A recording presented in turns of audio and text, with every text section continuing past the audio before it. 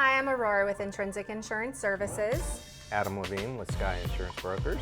So Adam and I fit into a very unique niche here in California where we are not only educating consumers, but we also volunteer our time with the California Fair Plan to not only improve the product, but to educate and train agents across this state. And what we've realized is it's great for us to train the agents across the state, but what we need to do is to make sure that same communication and knowledge of the California Fair Plan is being passed out to the consumers. So we want to talk a little bit about actual cash value and replacement cost when it comes to the California Fair Plan and which scenarios are going to apply with that. So I'm going to address a little bit about manufactured homes and co-insurance clauses, and then Adam's going to talk a little bit about how your roof can impact the way that your claim is paid for the California Fair Plan. So when we are talking about replacement cost versus actual cash value, there is what is called a co-insurance clause with the California Fair Plan. This co-insurance clause reads that your home must be insured at least to 80% of its rebuild at the time of a loss for you to be able to get the maximum amount of money out of your California Fair Plan policy. The California Fair Plan uses a valuation system called 360 Value.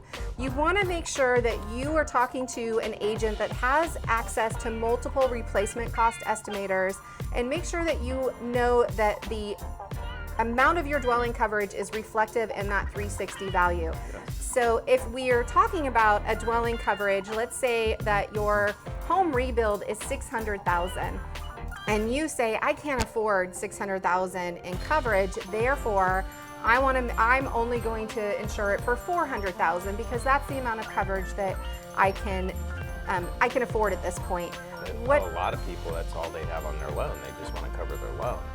And it automatically is going to trigger not only in a total loss, but remember that fires happen.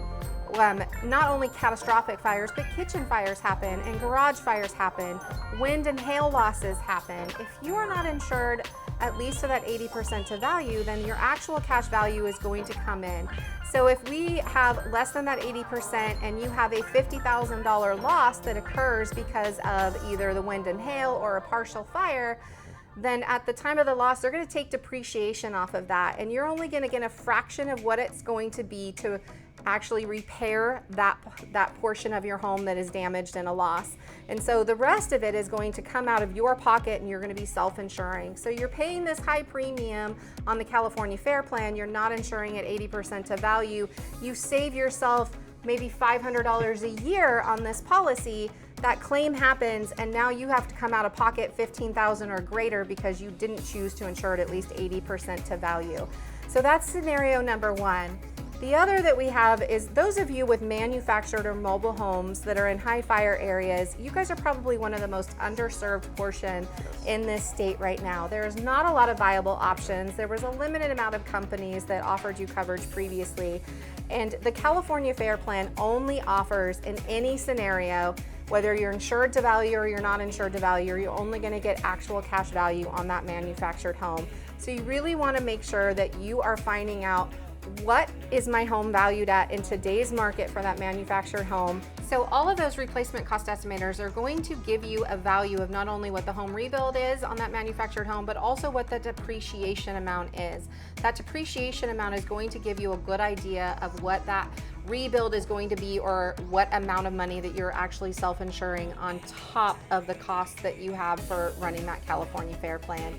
So Adam's going to talk a little bit about how does my roof have anything to do with how a claim is going to be paid out? So Adam, could you explain the roof? Sure. The California Fair Plan, when they originally got their initial filing done, they had a 25-year roof life expectancy is what they calculated. Now, we know currently pretty much everybody has 30, 40, 50-year roofs. Mine's a cement roof. It's a 75-year roof. California Fair Plan doesn't, when it was originally started, didn't take into that consideration. They took into consideration that roofs last about 20, 25 years. So if you have a roof that's 25 years or older and it's a composition tile or 3-tab asphalt shingle, they will no longer pay replacement cost for that roof if there's a claim on the roof. They will pay the similar actual cost value, ACV, minus depreciation. So if it costs $40,000 to rebuild that roof, but it's 30 years old, they're going to give you 30 years worth of depreciation. You might actually only net about $10,000 to replace your roof. So it's important to make sure that you're aware of this beforehand. If you're my father was very guilty of this. He didn't want to spend that $30,000 on a new roof. He wanted to stretch it out as long as he could before he had to pay out that money. But that also meant he was gambling. He was rolling the dice that he wouldn't have to have a claim. So if you do have an older roof, you might want to do a little calculation. What's it going to cost to replace that roof versus how much am I leaving on the table if I have a claim and it's converted to an ACV payout schedule anyway. We, as Aurora said, we have been involved with training other agents, and so therefore we do have some contact, obviously, with the Fair Plan product developers, and we've been trying to get them to catch up, if you will, with the fact that everybody has roofs that last a lot longer than 25 years. So that's something that's up and coming that we're working on, and hopefully we'll be able to get that resolved, and not everybody with a 30-year-old roof will actually have to have extra cash value. But and I want to make the distinction too. It's not just the roof. That roof being over 25 years is going to trigger that the entire dwelling is then looked at in an actual cash value. So be very aware of what's happening. If you see any quote that comes across, you know you have a 30-year roof, and your agent sends you a quote that has that little button that's checked that says approved roof, and you go, well, wait, I heard after 25 years I don't get replacement cost. Why does it say an approved roof when I know my roof is 30 years old? You want to be very diligent on that, because whether you're paying for that or getting that credit, when the time of the loss comes, it is going to be based off of what that actual roof age is, and you can leave yourself very exposed if you're not prepared for that.